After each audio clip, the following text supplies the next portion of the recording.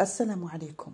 وفاة شاب وفتاة وإصابة اثنين آخرين في حادث مرور خطير.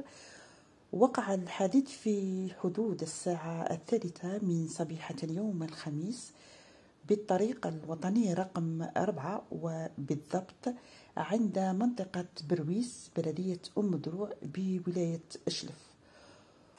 وحسب المعلومات من بين الضحايا التيك توكر كوثر الشلفية، والمعروفة على منصات التواصل الاجتماعي باسم المديرة.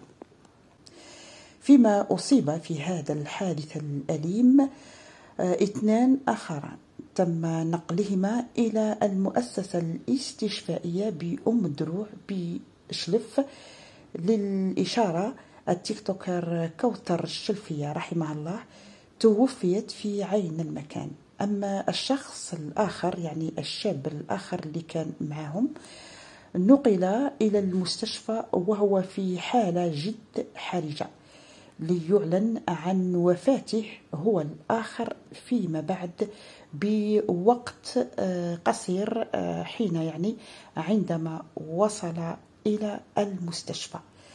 رحمهما الله، ونتمنى الشفاء العاجل للمصابين.